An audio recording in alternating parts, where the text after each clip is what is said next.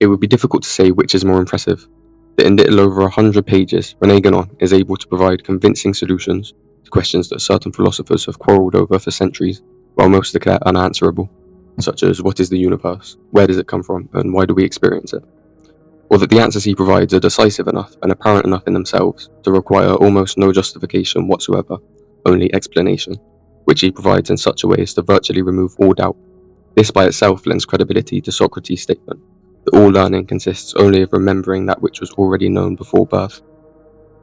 The multiple states of the being is at one and the same time the base and the summit of Guénon's work, in that it presents the fundamental metaphysical principles upon which anything he wrote elsewhere must inevitably lie, while thereby establishing how we should understand that to which all must be referred, the end goal of all things, in his purest and most lucid exposition of metaphysics and metaphysical realization.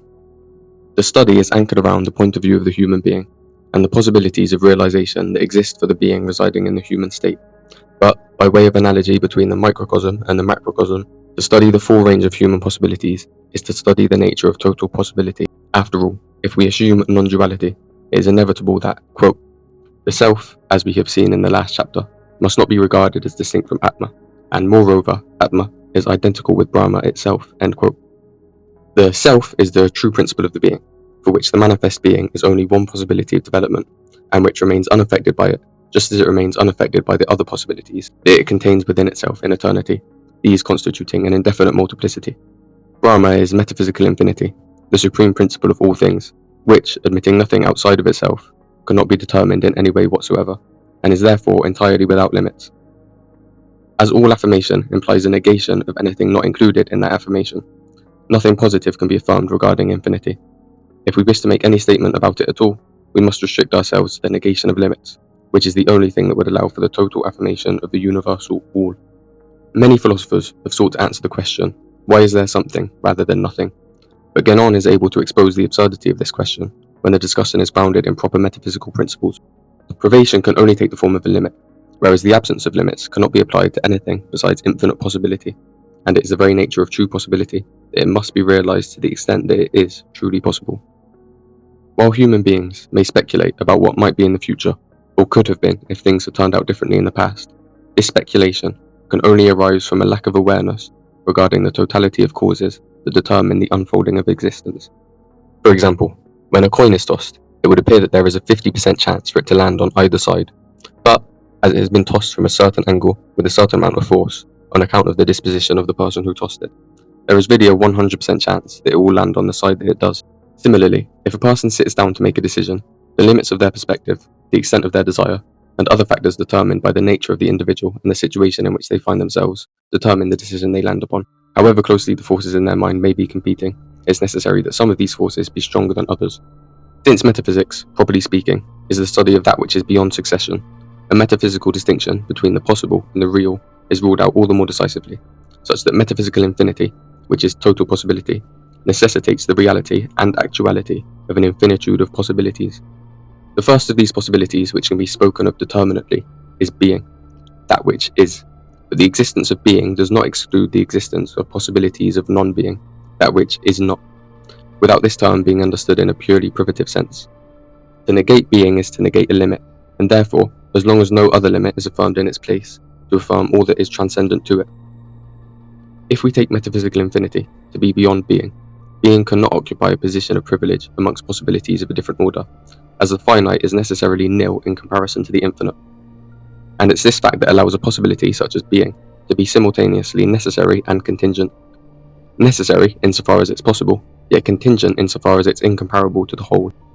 Being is defined as the non-manifest principle of universal manifestation, that is to say, the principle of all those relative possibilities that can be realized distinctively because they depend on a non-distinct principle for their existence.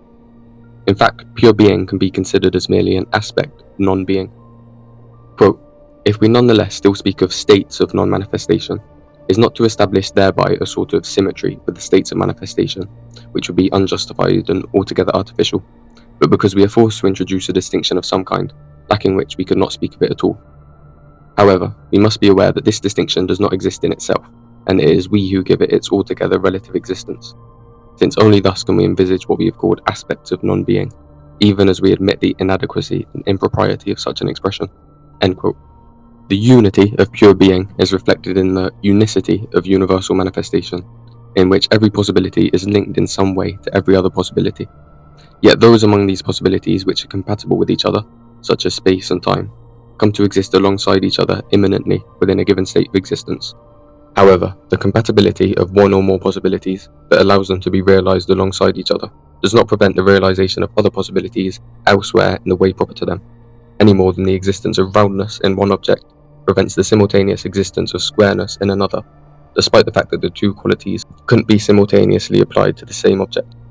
Those states that can be connected to each other by way of certain shared conditions, such as corporeal manifestation, with those states of subtle manifestation that also participate in time, as well as those states which share other conditions in common with the latter, could be said to form one degree of universal manifestation or universal existence, of which there is an indefinite multitude. Of these degrees of existence, those which possess form as one of their conditions are defined thereby as states of individual manifestation. Guénon describes form as, quote, an ensemble of directional tendencies, end quote. To make this clearer, we can observe how, despite existing outside of space, thought is often said to follow a course.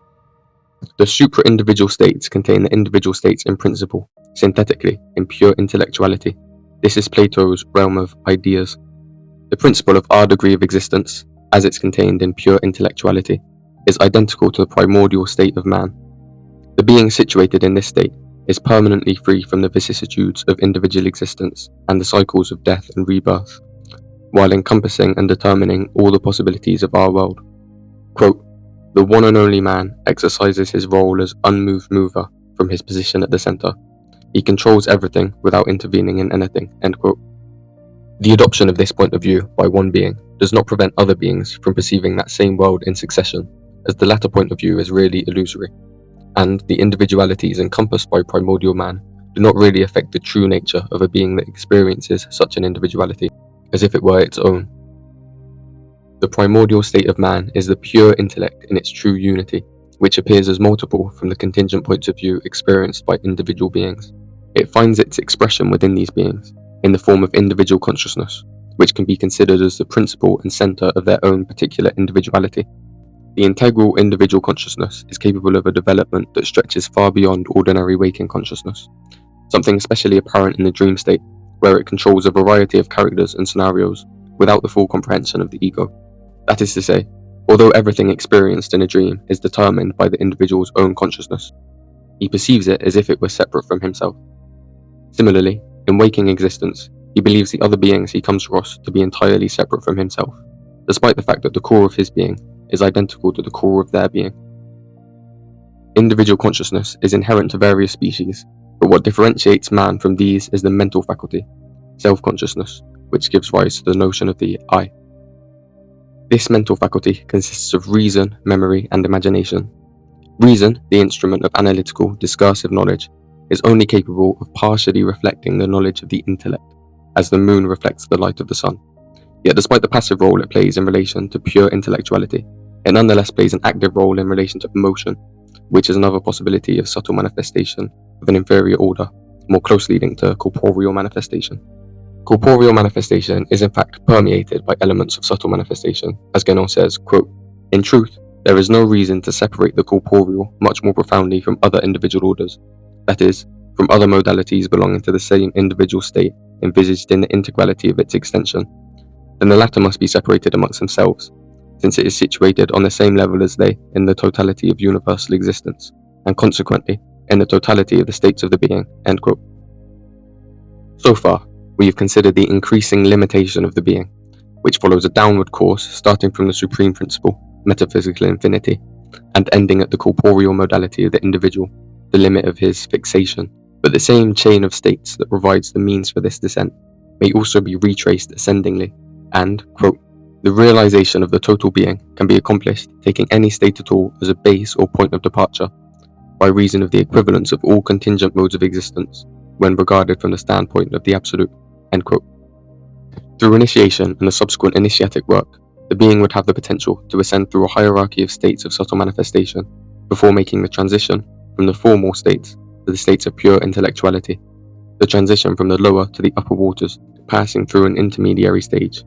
quote, in which at first there is only confusion and obscurity, temas, until the moment of illumination that determines its harmonic organization in the passage from potency to act, and which results in the hierarchization that will bring order out of the chaos, as does the cosmogonic fiat lux, end quote. He has now reached the center of his state of manifestation, from which point he has the potential to take a step further, proceeding to the states of non-manifestation, which, due to the non-distinction of these states, is not far from the realization of the supreme identity, union with metaphysical infinity, a union made effective in the work of the greater mysteries. Such a total liberation can only be achieved by knowledge. In fact, knowledge is the only reality, total knowledge being nothing other than metaphysical infinity. Quote, knowledge and truth, envisaged thus metaphysically, are basically nothing other than what we have called rather inadequately aspects of the infinite, end quote. And, quote, since everything possible is realized by knowledge, this identity of the possible and the real, taken universally, properly constitutes truth in itself, for the latter can be conceived precisely as the perfect adequation of knowledge to total possibility, end quote. True knowledge can only result from identification. If something does not participate in knowing, it must only exist in relation to whatever knows it, and derive all of its reality therein. In turn, the being that knows it only as a possibility for its own development, and doesn't at any point exit itself to perceive an external object that cannot really exist. In this way, the faculties of external perception may simultaneously be considered as entrances and exit ways of knowledge, through which it is simultaneously projected and perceived. Thus, total liberation is only a question of knowledge, which can be considered as proceeding from subject to object, or from object to subject. But what's in question here really transcends all duality. At a more determined degree, pure being is limited by nothing outside of its own nature, and derives its reality from itself, insofar as it's a possibility containing its own sufficient reason, unlike the possibilities of manifestation, which exist only by participation in being, something other than the supreme. For this reason, being determines itself as well as the possibilities of manifestation, which are subject to its law. The manifest being can only participate in the freedom of being one's own law to the extent that it participates in the unity and activity of pure being by a process of self-determination, a self-determination that involves the subordination of the passive and contingent will of the illusory individuality to the truly active and pure divine will, as Ananda Kumaraswamy says, quote, man's free will consists only in a freedom not to will, a freedom to return to the center of his being, to identify his own will with his will, end quote. Inversely, in order to transcend being, he must participate not in self-determination, but in the non-determination of the states of non-being. Quote, one sees from the preceding that absolute freedom can be realized only through complete universalization. This will be self-determination insofar as it's coextensive with being, and indetermination beyond being. Whereas a relative freedom belongs to every being under any condition whatsoever, this absolute freedom can only belong to the being that, liberated from the conditions of manifested existence, whether individual or even super-individual, has become absolutely one at the degree of pure being, or without duality if its realization surpasses being. It is then, but then only, that one can speak of a being that is a law unto itself, because this being is then entirely identical with its sufficient reason, which is both its principial origin and its final destiny, end quote.